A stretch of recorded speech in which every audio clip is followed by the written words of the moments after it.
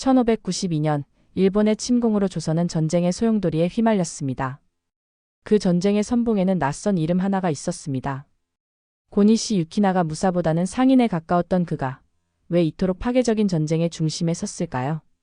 그의 삶은 단순한 침략자의 기록이 아니라 종교와 정치, 국제관계에 얽힌 복잡한 인간사의 축소판이었습니다. 챕터 1 상인의 아들 무사가 되다. 고니시 유키나가는 1555년 일본 사가현 히라도에서 상인의 아들로 태어났습니다. 당시의 신분 체계로 볼 때 그는 결코 무사가 될 수 없는 배경을 가졌지만 그의 삶은 특별한 전환점을 맞이하게 됩니다. 도요토미 히데요시가 전국시대를 평정해가는 과정에서 고니시는 그에게 충성을 맹세하며 출세의 발판을 마련했습니다. 특히 고니시는 물리와 외교 능력에서 두각을 드러내어 군사적 역할보다는 전략과 교섭에 능한 장수로 성장합니다. 그의 이런 배경은 그가 임진왜란에 참여하게 된 이유 중 하나입니다. 전통적인 무사의 이미지보다는 상업적 계산과 외교적 수완을 갖춘 실리주의자였던 그는 도요토미의 조선 정벌 구상의 중요한 조력자로 부상하게 됩니다. 더욱이 고니시는 일본 내에서도 드물게 기독교를 개종한 인물로 당시 유럽과의 무역을 통해 서구적 사고의 개방적인 인물이기도 했습니다. 이 점은 그가 조선과 명나라와의 외교 교섭 과정에서 매우 중요한 역할을 하게 되는 계기가 됩니다. 그러나 상인의 아들이라는 출신 배경은 일본 무사계급 내에서 결코 환영받지 못하는 요소였습니다. 그는 히데요시의 총애 덕분에 권력을 누렸지만 다른 장수들과의 경쟁 속에서 외로운 존재로 남아 있었습니다. 무력보다는 언변과 협상을 무기로 삼는 그의 스타일은 고전적인 무사도 정신과는 상반된 것이었기에 그에 대한 시선은 싸늘할 수밖에 없었습니다. 이 모든 것이 훗날 그의 몰락에 큰 그림자를 드리우게 됩니다. 챕터 2 임진왜란의 서막 조선을 침공하다. 1592년 4월 고니시 유키나가는 1번대 대장으로 조선 침공군의 선봉을 맡았습니다. 그의 부대는 부산에 상륙하자마자 거침없이 북진하여 불과 18일 만에 한양을 점령했습니다. 이는 조선 조정에 엄청난 충격을 안겼고 임진왜란 초기에 혼란을 불러일으킨 결정적인 사건이었습니다. 그러나 이 빠른 진격은 그의 외교적 수완 못지않게 치밀한 병참과 정보전, 전략적 판단에 기초한 것이었습니다. 고니시는 단순한 군사 공격이 아니라 조선 내부를 분열시키고 명나라와의 전쟁을 피하려는 정치적 계산 속에서 행동했습니다. 그의 목적은 조선을 식민지로 삼는 것이 아니라 도요토미 히데요시가 주장한 명나라 정벌을 위한 길을 여는 것이었습니다. 조선을 빠르게 굴복시키고 명나라와의 외교 협상에서 유리한 입지를 차지하려 한 것입니다. 하지만 조선의 의병과 민중 저항, 그리고 이순신의 수군 등은 그의 계산을 뒤흔들었습니다. 더불어 그의 부대가 점령한 지역에서는 가혹한 통치와 민간인 학살이 발생했습니다. 이것은 일본 장수들 간의 주도권 다툼과 조선 백성에 대한 억압이 결합된 결과였지만 고니시 본인도 이러한 행동을 완전히 제어하지는 못했습니다. 특히 그는 명나라와의 협상에 집중하기 위해 조선 점령지를 유지하는 데 소홀했고 이는 반격의 빌미가 되었습니다. 그의 전략적 판단은 냉정했지만 현실적인 한계에 부딪히기 시작한 시기였습니다. 챕터 3 외교관으로 변신하다. 임진왜란이 장기화되면서 고니시 유키나가는 단순한 군사 지휘관에서 외교관으로의 역할을 확대하게 됩니다. 그는 명나라와의 평화교섭에서 주도적인 역할을 했고 실제로 여러 차례 명의 사신들과 접촉해 휴전을 모색했습니다. 그는 스스로를 조선에서의 중재자로 여기며 전쟁의 혼란 속에서도 명과 일본의 화친 가능성을 탐색했습니다. 이 시기 고니시의 외교술은 일본 내부에서도 이례적인 것이었습니다. 그는 중국식 예법과 언어, 외교문서 작성에 익숙했으며 심지어 명나라의 관리들에게 호감을 사기 위해 사치스러운 선물과 정중한 예를 갖추었습니다. 그러나 이는 일본 내부의 다른 장수들에게는 비굴하다는 평가를 받았고 그와 정치적 입장을 달리하던 가토 기요마사 등과의 갈등을 심화시켰습니다. 고니시는 기독교 신자였고 유럽과의 외교적 연결망도 의식하고 있었습니다. 그는 명나라와의 평화협정을 통해 서양 문명을 접할 기회를 확장하려 했다는 해석도 존재합니다. 하지만 전쟁을 끝내고자 한 그의 의도와 달리 도요토미 히데요시는 계속해서 명나라 정복을 포기하지 않았고 고니시의 협상은 번번이 무산되었습니다. 이는 그의 외교관으로서의 한계를 보여주는 동시에 일본 정치의 내부 분열을 드러내는 장면이기도 했습니다. 챕터 4 전쟁의 그림자, 조선에서의 평가. 조선 사회에서 고니시 유키나가는 결코 긍정적으로 기억되지 않습니다. 그의 부대가 지나간 자리마다 잔혹한 학살과 약탈이 남았고 그로 인해 수많은 민간인들이 희생되었습니다. 한편으로는 포로로 끌려가 일본으로 건너간 조선 장인들의 운명 또한 그의 책임에서 자유롭지 않습니다. 고니 씨는 군사적 목적과 정치적 이익을 위해 인명피해를 감수했고 이는 조선의 민중에게 깊은 고통을 안겼습니다.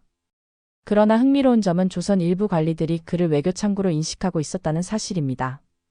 그는 때로는 명나라나 조선 관리들과의 대화를 통해 전쟁을 멈출 수 있는 가능성을 제시하기도 했습니다. 이런 모습은 잔혹한 침략자라는 이미지 뒤에 숨겨진 외교적 계산과 인간적 고민을 엿보게 합니다. 그는 조선에서 두 얼굴의 장수로 기억되며 단순한 악역으로만 설명될 수 없는 복합적인 인물입니다. 그의 종교적 신념도 조선 사회에서는 충격적인 요소였습니다. 조선은 유교국가였고 기독교는 낯선 이단이었습니다. 고니 씨가 포로 중 일부에게 세례를 강요하거나 성경을 전달하려 한 기록은 그가 단순한 군인이 아니라 사상적 전파자였다는 점을 보여줍니다. 그러나 이러한 행위는 조선 민중에게 또 다른 억압으로 비쳤고 그는 끝내 전쟁의 주범 중 하나로 역사에 기록됩니다. 챕터 5 히데요시 사후의 혼란 1598년 도요토미 히데요시가 사망하자 일본은 극심한 권력 공백에 빠졌습니다. 고니시 유키나가에게 이는 치명적인 전환점이었습니다. 히데요시의 후광 속에서 권력을 행사했던 그는 주군이 사라지자 정치적 입지를 급속히 잃기 시작합니다. 전쟁을 계속할 명분도 약해졌고 일본 장수들 사이의 분열은 심화되었으며 조선과의 전선은 더 이상 의미가 없어졌습니다. 고니시는 즉시 철군을 추진했지만 가토 기요마사 등과의 갈등으로 철수 과정은 순조롭지 않았습니다. 전쟁이 끝나가던 이 시점에서조차도 그는 다른 장수들과의 불화 속에서 고립되어 있었습니다. 그는 군사적 승리를 추구하기보다는 살아남기 위한 정치적 외줄타기를 이어갔습니다. 특히 일본 본토로 돌아간 뒤 벌어질 권력투쟁에서 자신이 어떤 입장을 취해야 할지를 고민해야 했습니다. 조선과 명나라 입장에서도 그의 존재는 여전히 불편한 그림자였습니다. 고니 씨가 주도한 여러 외교 협상은 모두 실패로 끝났고 그가 조선과 명 양측으로부터 얻은 신뢰도는 회복 불가능한 수준이었습니다. 결국 그는 임진왜란의 종결과 함께 모든 전장을 떠나 일본으로 돌아가야 했고 그의 앞날에는 더 큰 혼돈이 기다리고 있었습니다. 챕터 6 세키가하라 전투 최후의 도박 일본으로 돌아온 고니시 유키나가는 도요토미 가문의 후계자인 도요토미 히데요리를 지지하며 도쿠가와 이에야스에 대항하는 서군에 합류하게 됩니다. 이는 그의 인생 최대의 도박이자 마지막 선택이었습니다. 1600년 일본의 패권을 결정짓는 세키가하라 전투가 발발했고 고니시는 이 전투에서 서군의 일원으로 참전합니다. 그러나 그의 전투 능력은 뛰어나지 않았고 전투에서 결정적인 활약을 하진 못했습니다.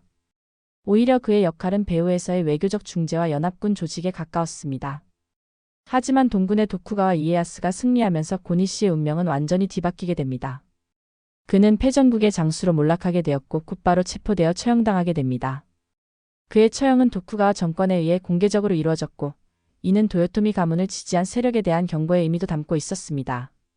특히 기독교 신자였던 그가 일본 내 기독교 탄압의 서막에서 희생된 점도 주목할 만합니다.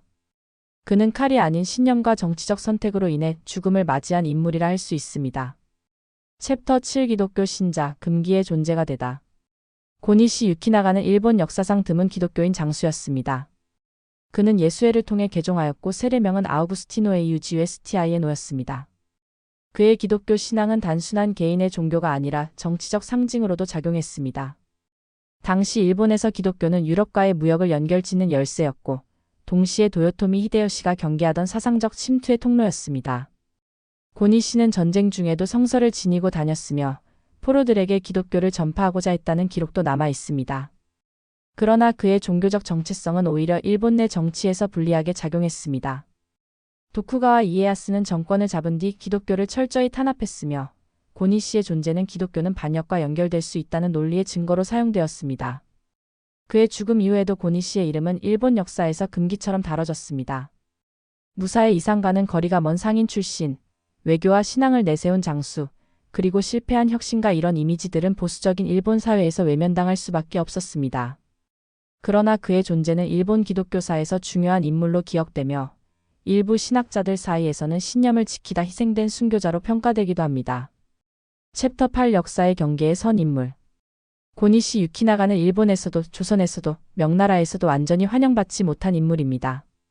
그는 정치적 야망을 지녔으나 실현되지 못했고 외교적 수완을 가졌으나 신뢰를 얻지 못했으며 종교적 신념을 가졌으나 시대의 흐름과 충돌했습니다.